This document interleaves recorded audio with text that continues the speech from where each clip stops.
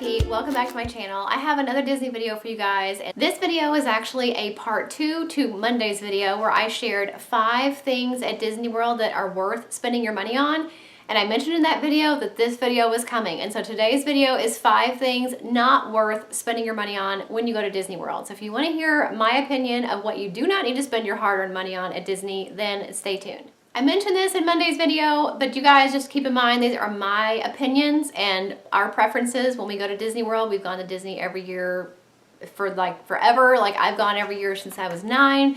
My girls started going when they were 2. My husband has been going ever since my oldest was going, so and she's 15. So like we've had a lot of experience with Disney. We've got a lot of trial and error. We had things that worked, things that didn't work, and these are definitely 5 things that we do not spend our money on when we go to Disney. And the first thing is bottled water. Do not buy bottled water at Disney. It is crazy expensive to buy even 1 bottle of water. And if you've got 2, 3, 4, 5 people in your family, it adds up and can cost as much as a meal just to get bottled water. And if you didn't know this already, every restaurant at Disney that is like a counter service or a quick service will give you free water if you ask. So it's not going to be a bottle of water, but you can definitely get a cup of ice water. A lot of the restaurants even have an ice water like stand where it's self-service. You can go get your own water. If you go to Starbucks, they will give you a huge cup of free water. So definitely don't spend your money on bottled water when you can get it pretty much anywhere at any of the quick service snack restaurants at Disney for free. The second thing I don't think is worth your money, I think it's a great idea, but I don't think it's necessary to spend your money on Disney PhotoPass. Yes, it's convenient to have all of your pictures linked to your Magic Band, and yes, it's really nice because they even know when you're on certain rides and will send you videos of you and your family on certain rides. So that is a really neat idea. But it's also pretty pricey, and if you just want pictures of your family, if you give your camera or your phone to the Disney PhotoPass photographers, in my experience, they will always take your picture with your own camera or phone. We've never had any of them ever turn us down. They will always take our picture with our phone, and then they will take our picture with their camera, and it links to your Magic Band. But we don't need to purchase it because they took it for us with our phone or our camera. So definitely save the money if you're not really interested in just every single picture and every single ride video they send you. If you're not interested in that, save the money and just have the Disney PhotoPass photographers take your picture for you for free. Here's a controversial one that actually makes a lot of people mad, but we personally do not spend our money on the Disney dining plan anymore.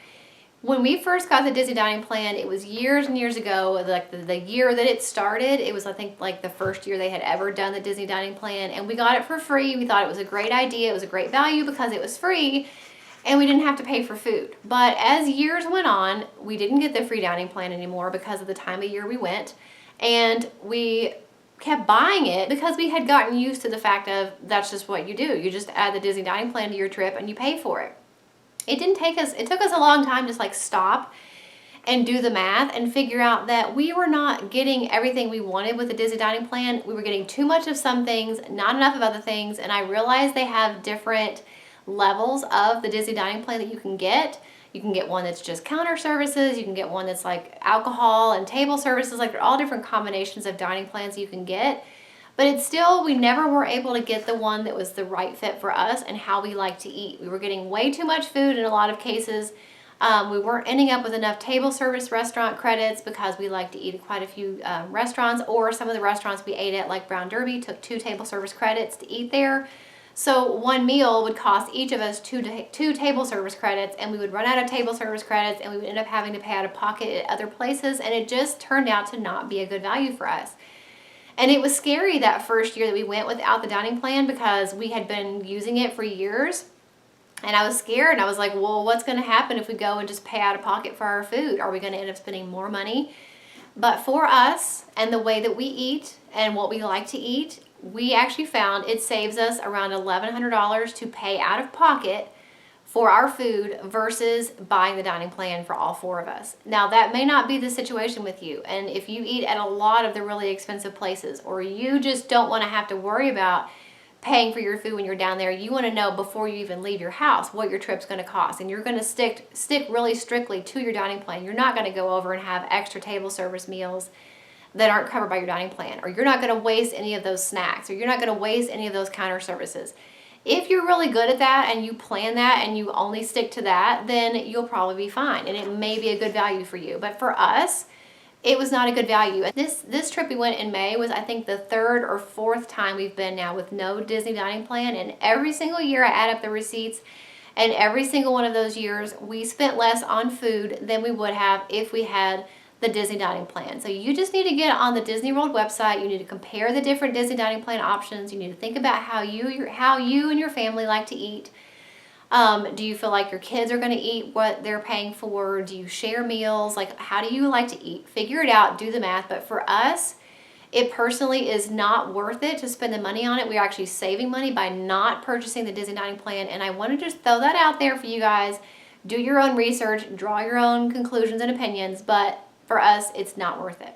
Another thing I think you should not spend money on is if you're going to Mickey's Not So Scary Halloween Party or Mickey's Very Merry Christmas Party for fall or for Christmas, I don't think you need to purchase a park ticket on that day of the party. Those parties, the Mickey's Not So Scary and the Mickey's Very Merry Christmas Party, are both extra ticketed events that you have to pay additional money for on top of park tickets.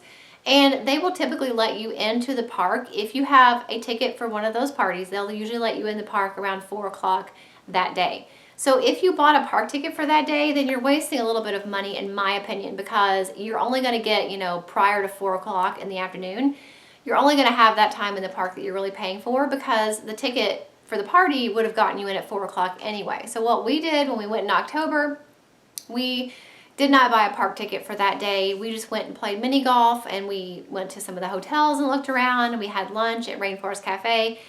Then we went back to the hotel, got our costumes on, and went to the park at 4 o'clock. They let us in, we rode stuff, we did the party stuff, and then we, had a good time that way. And it saved a little bit of money. So I personally don't feel like if you're going to either one of those parties that you really should have to purchase an extra park ticket for that day. It's not going to save you a whole huge bunch of money, but it will save you a little bit, and every little bit counts at Disney. And the last thing that I want to encourage you guys to not spend your money on at Disney, and this just requires a little bit of planning ahead of time, is rain gear. You do not want to be stuck at Disney without an umbrella, ponchos, shoe covers, all of those rain gear essentials, because if you have to purchase them at Disney, they are very expensive. And just like the bottles of water, when you have 2, 3, 4, 5, more people to buy ponchos for, it definitely can add up and be an expense for something that's not really that fun. And if I'm going to spend that much money on something at Disney, I don't want to spend it on ponchos. I want to spend it on food or souvenirs or something like that. So definitely get some ponchos ahead of time. I always get ours at the Dollar Tree, and then we throw them away.